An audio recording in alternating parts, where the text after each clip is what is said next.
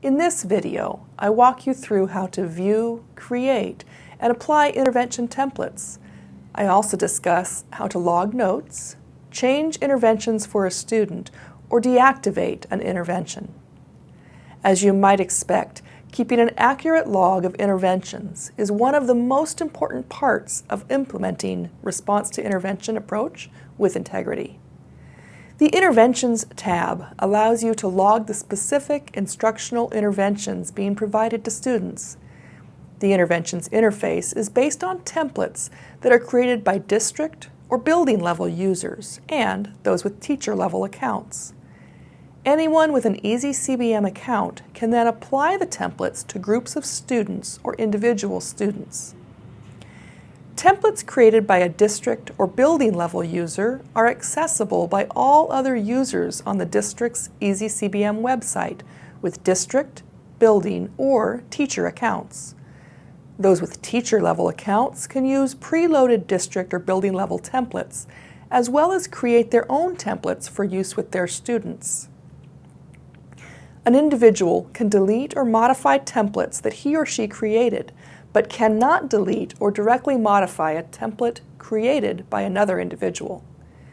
If modification of a district or building level template is required for accurate recording of the instruction being provided, a user must first apply the template to a group or a student, then edit the template and save it with a new name. In districts where templates have been preloaded by district or building level users, the first step is to examine existing templates to see if any of them accurately depict the intervention being provided. To view a preloaded template, click the Interventions tab. The Instructional Interventions page displays. You can click the eye icon to preview an intervention. When you do so, the template preview screen displays. If this template appears to be what you are looking for, you can apply it to a group or an individual student by either clicking on the Apply button or by dragging and dropping the template onto the name of the student or the group. If you click on the Apply button, this window will open, and you then select the group or the individual students to whom you want to apply the intervention by clicking in the little box next to their name. At this point, you also indicate the date on which the intervention is being started. If you don't see an appropriate intervention in the list of templates already available to you, you can create a template of your own. To do this, click Create Template. The Create Template wizard launches, and the description page appears. Type in a label to be used on the individual student graphs. The label should be short and provide a clear description so others have some understanding of what the intervention is. Then, select which subject area the intervention corresponds to. Add additional notes that may help explain the intervention. This is particularly useful for future years teachers who may be looking back on the data you entered for one of their students who was part of your caseload in the past. When you are done entering the description, click on the Next button at the bottom of the screen. Next, you will select the tier of instruction, the student-teacher ratio, and the duration and frequency with which the intervention is being provided, and then click Next. On the curricular screen, you have the option of selecting one of a list of published curricular materials or adding a new curriculum.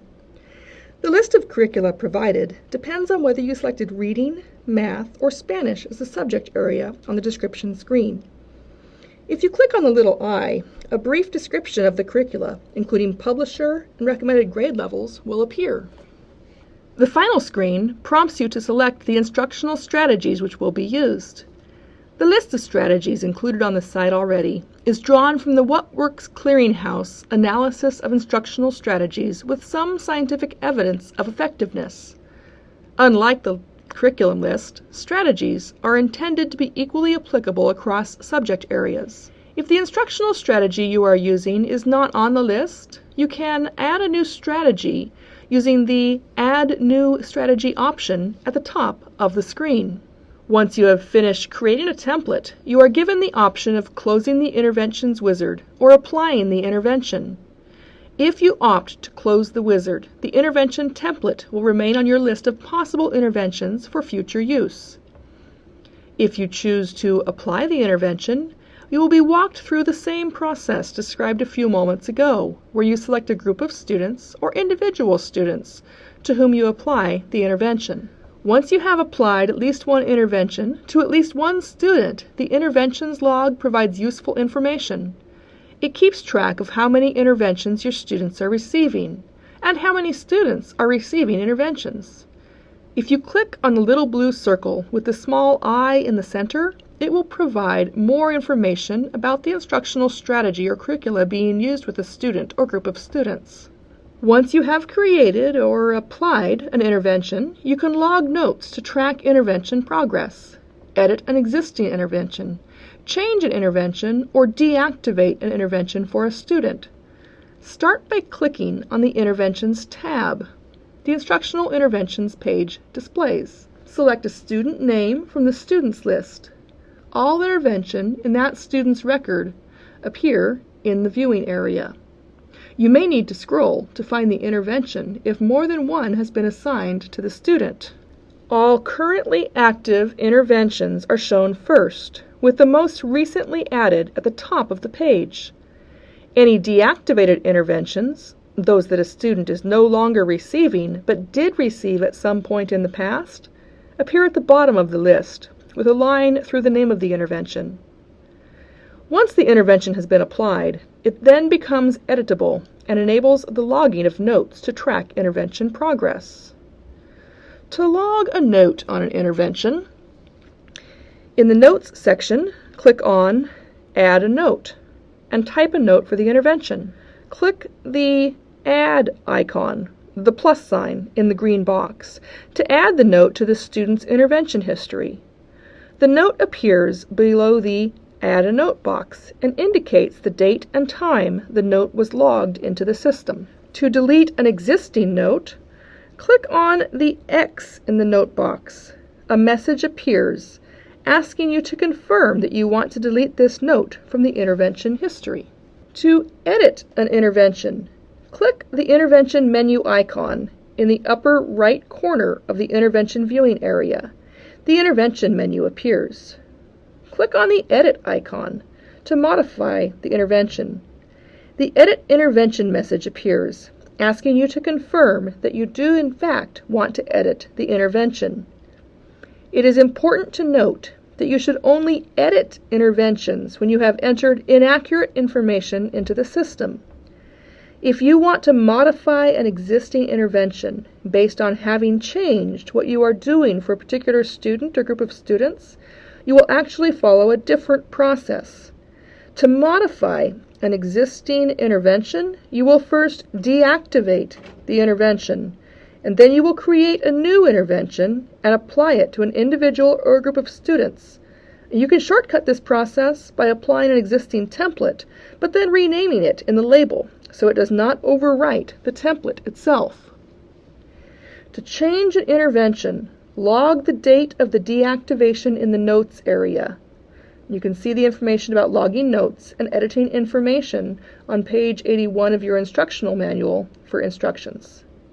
You deactivate the original intervention, apply the intervention to the student, and then edit the newly applied intervention to alter the name and specific details that were changed.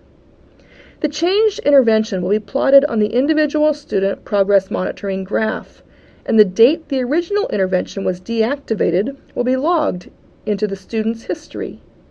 Deactivated interventions remain in the system, but are listed with a line through the name. Again, it's important to emphasize that you should only edit interventions that have not actually been applied. Once a student has received an intervention, if you need to modify that intervention, the process that you need to use is you will need to create a new intervention. You'll deactivate the original, create a new intervention, and apply it to that individual so that it does not overwrite the student's history. One of the key motivators for me in becoming an educator was watching my older sister Karen and my younger sister Cindy struggle in school. Year after year, their teachers, well-meaning and dedicated though they were, kept trying the same things that had not helped them the year before. And year after year, I saw my sisters get further behind in their basic skills and internalize the feelings of failure. As each new teacher repeated the prior year's failed approaches, what my sisters learned was that they were stupid. This is not the message we want to give. My sisters were lucky. They had incredible support at home, and they stuck with it, not because of the instruction they received in school, but in spite of it. Eventually, they both graduated. Karen went on to graduate with 2 degrees from a 4-year university, and Cindy successfully completed community college level classes as an adult. Both of them, to this day, however, have misgivings about their own ability to learn. If we as educators do not keep track of what does not work for students, we doom generations of Karens and Cindys to the same struggle. We owe it to our students to try different instructional approaches, to evaluate the effect of the things we try, and to change our instruction if it does not work.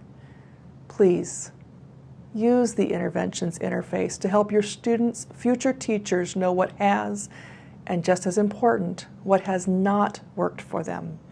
It can make all the difference to that child's learning and feelings of self-worth.